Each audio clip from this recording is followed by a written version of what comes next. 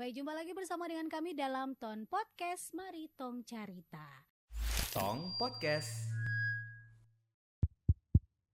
Dan di Ton Podcast kali ini kita sudah kedatangan dua bintang tamu kita. Siapakah dia? Saya langsung saja menyapa orangnya. Assalamualaikum warahmatullahi wabarakatuh, Bapak. Waalaikumsalam warahmatullahi wabarakatuh. Iya.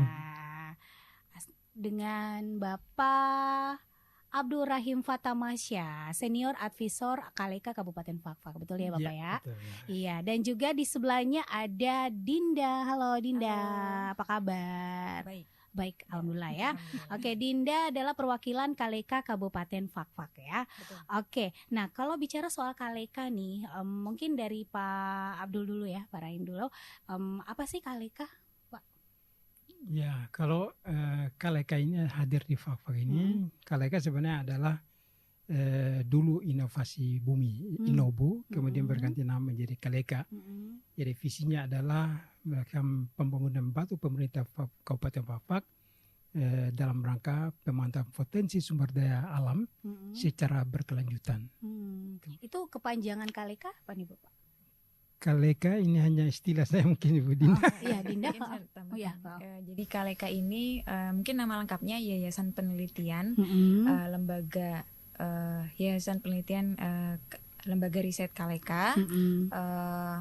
Fokusnya di penelitian bersama dengan berkolaborasi dengan petani, nelayan, masyarakat adat untuk mengatasi kebutuhan masyarakat begitu terkait dengan pemanfaatan sumber daya alam yang berkelanjutan, tentunya juga dengan mengutamakan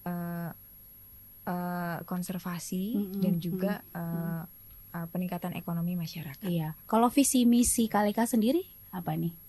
Visi misi Kaleka tadi menjadi lembaga riset yang berkolaborasi aktif dengan petani, nelayan, masyarakat adat untuk menguji model-model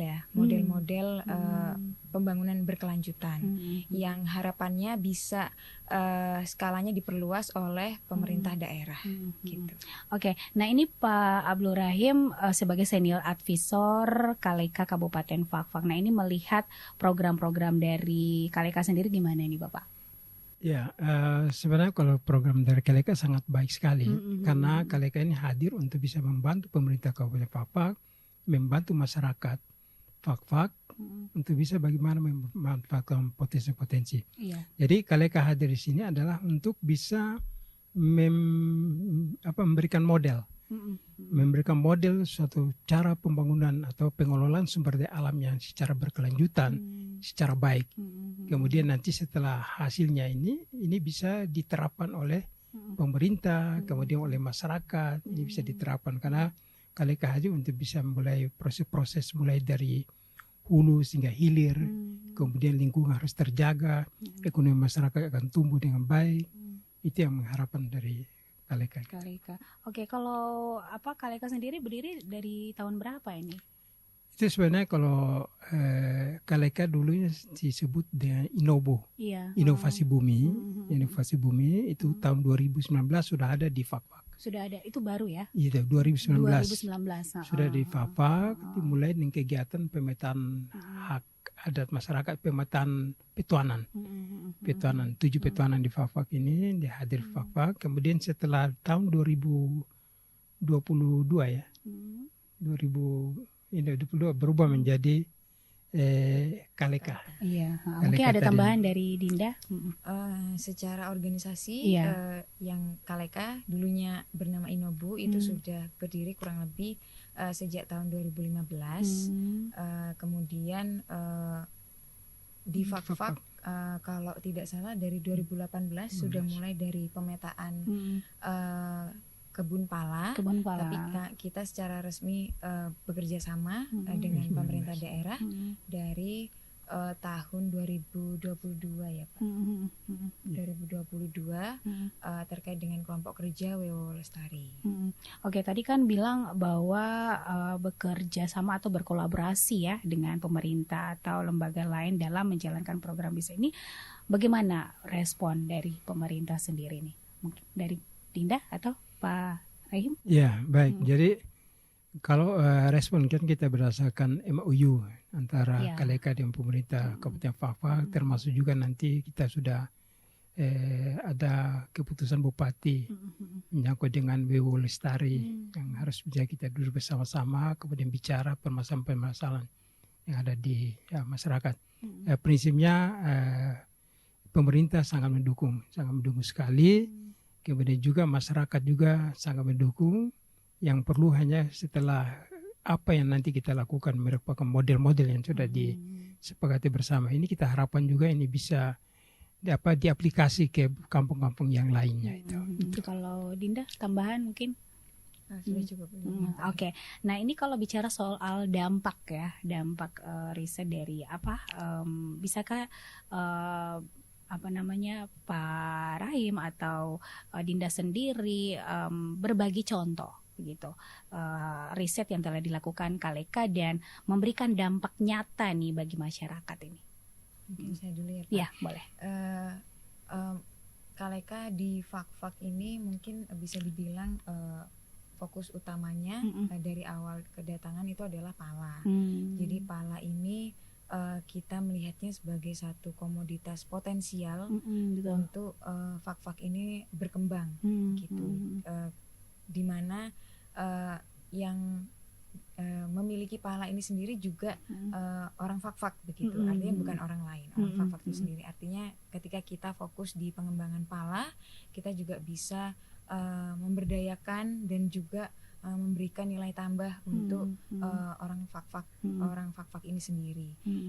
Dari awal KLK bekerja sama dengan pemerintah daerah di Kabupaten Fak-Fak, fokus utamanya adalah pala, bagaimana pala ini diakui dari Fak-Fak. Artinya selama ini kita tahu pala itu Banda atau dari Maluku gitu. Betul. Padahal ada juga pala dari Papua. Pala dari Fak-Fak khususnya ya. Betul. Yang sekarang sudah punya nama sendiri ya Pak, namanya pala Tomandin gitu.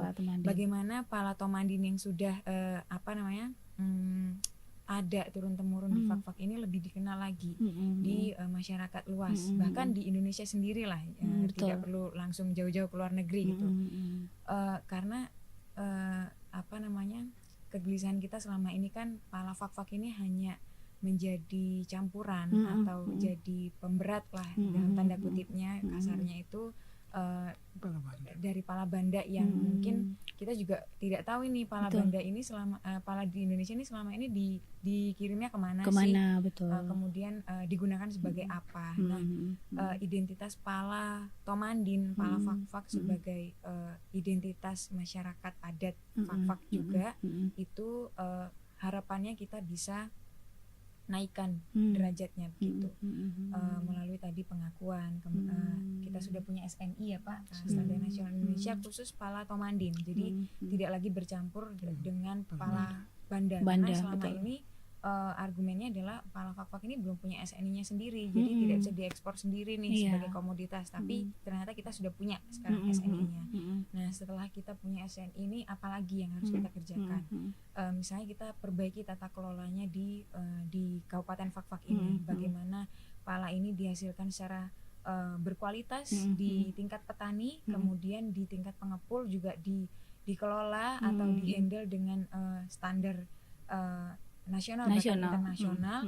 Kemudian bagaimana pala Fak-Fak ini punya buyernya sendiri, punya pembelinya sendiri yang memang tertarik dengan pala Fak-Fak gitu. Dan saat ini kita sudah meneliti, melakukan riset apa saja manfaat dari pala Fak-Fak ini, pala Tomandin ini, dan salah satunya adalah minyak atsiri pala. Jadi mungkin selama ini yang lebih dikenal, yang lebih dikelola adalah pala Banda, yang memang secara rendemen ya Pak, itu memang minyaknya lebih tinggi daripada pala Fak-Fak. Tapi secara kandungan ada satu kandungan khusus di pala Fak-Fak yang tidak ada di pala Banda gitu. Dan secara aroma aroma, secara beda ya ciri beda. khasnya gitu. Iya, beda. Nah, ini yang sedang kita sama-sama kita berkolaborasi dengan lembaga riset di Prancis, Perfume House di Prancis, untuk meneliti lebih lanjut terkait kandungan minyak atsiri pala sebagai bahan baku minyak. Dan kerjasamanya sudah berjalan ya. Udah berapa lama? Baru ya? Baru tahun lalu ya Pak ya. Kunjungan langsung dari AFDM Prancis ke Kabupaten Fakfak, melihat langsung bagaimana pala di pohon, bagaimana petani memetik pala, mengelolanya seperti apa, kemudian dikelola oleh koperasi. Jadi koperasi namanya Koperasi Meritora Pohi. Ini juga koperasi yang dijalankan oleh petani itu sendiri. Jadi kebetulan pengurusnya 3 orang mama-mama. Jadi sesuai dengan prinsipnya nama Meritora Pohi itu kan apa Pak? Putri Pala. Putri Pala. Jadi harapannya Putri Pala ini bisa mengelola pala dengan baik, kemudian bertemu langsung dengan pasar.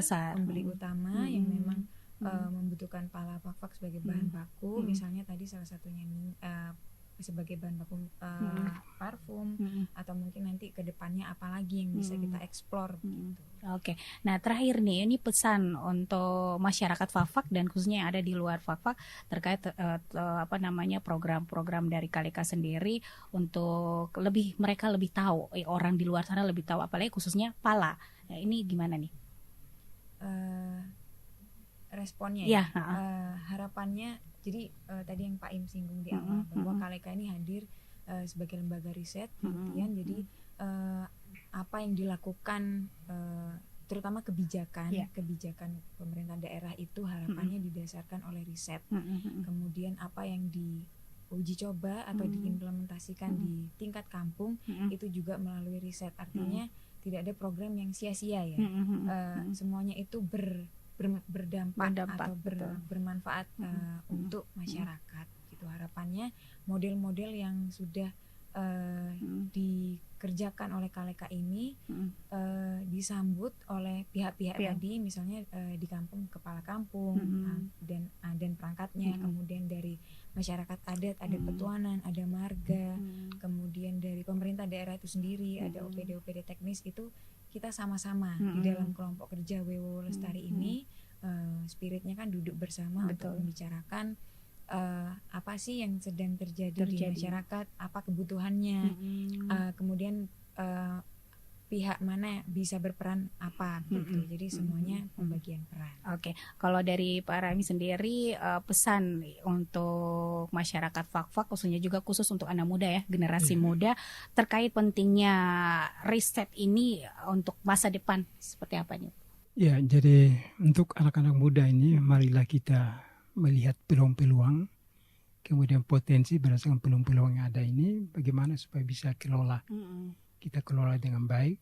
Kemudian yang sangat penting adalah kolaborasi, integrasi program itu baik dari pemerintah, kemudian kita dari Kaleka, kemudian ada NGO yang lain juga, kemudian kampung. Betul. Kalau yang selama ini belum terjadi integrasi program, kolaborasi belum baik, itu berarti kita harapkan ke depan ini nanti peran-perannya harus sudah bisa diambil. Siapa kerja apa, di mana, lokasinya di mana, kemudian peran kita ambil sehingga kita harapkan bisa meminimalisir anggaran, kemudian juga prosesnya bisa berjalan dengan baik, kemudian nilai manfaatnya itu bisa diterima oleh anak-anak muda yang ada tantangan, ada teknologi yang cukup. Betul. Apalagi yang sekarang sudah zaman media sosial gitu ya. Sosial yang segini, marilah kita dengan media sosial ini, kita bisa manfaatkan media sosial untuk bagaimana bisa meningkatkan potensi daerah untuk pendapatan anak-anak muda sendiri ke depan. Oke, baik. Terima kasih buat Pak Abdul Rahim Patamasya selaku senior advisor Kaleka Kabupaten Fakfak ya Bapak ya, dan juga Dinda perwakilan Kaleka Kabupaten Fakfak yang sudah hadir di podcast kita kali ini. Baik, terima kasih. Kita jumpa lagi di Tone Podcast berikutnya. Sampai jumpa. Baik.